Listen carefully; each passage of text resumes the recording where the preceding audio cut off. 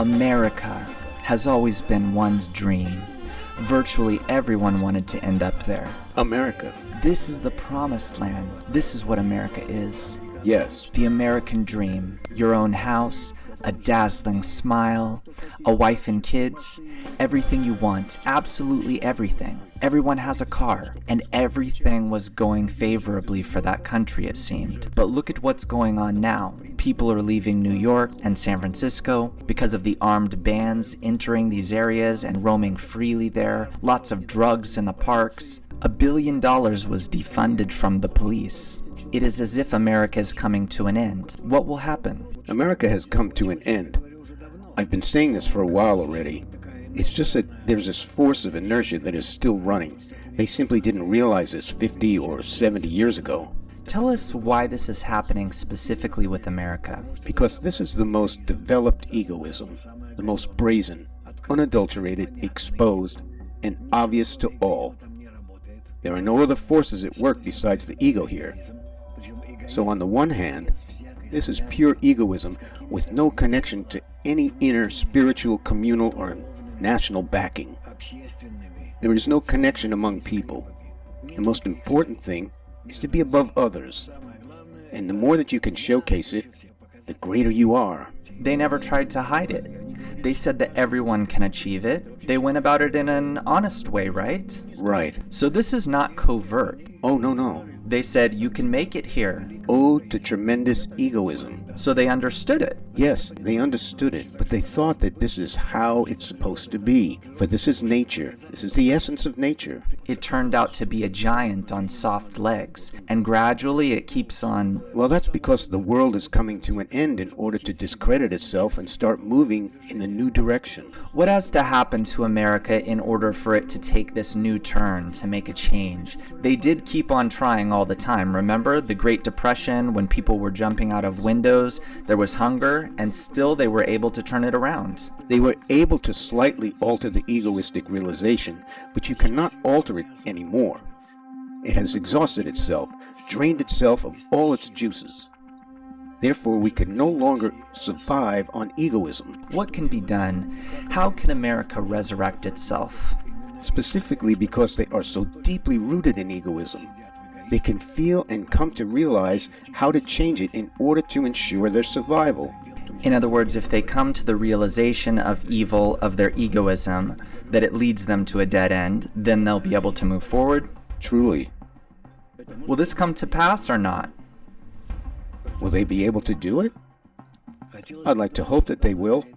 But you see, in order for this to happen, first of all, the American Jews need to realize what they must become. Here we go. Oh. You just won't leave them alone. But here you go, answering your own question. Do you even see what you're doing? You're hinging the American future on American Jewry. Well, this is crystal clear. Is that so? Of course, no doubt about it. And what about the future of the world in relation to Israel? The whole world will suffer a little, while Israel suffers 100 times more, and all Americans will become fierce anti-Semites. And Jews will be forced out of America? Totally, because the next fascism will happen there. There is no way out. Only those Jews must realize their role in society, in nature and history and human development, and show on their own example how to do things properly and teach everyone else. How to do what? How to be light unto the nations. Meaning to unite? To show what true unity is? Yes. Unity? Love? Yes. It seems to me that we are so far from the people. What can be possibly asked of one that is removed from this idea? He doesn't connect this world with the concept of loving another person. He doesn't connect it. You're trying to tell me about the American Jews? I know you can tell me much more about them. What can we do? Nothing, really. How will they gain this consciousness? Let's ask it this way. How will they receive this upper consciousness which tells them that the future of the world depends on them? You're asking it differently. How many blows of a whip or a stick do they have to endure in order to change their thinking? Punishment determines consciousness. This we all know for sure.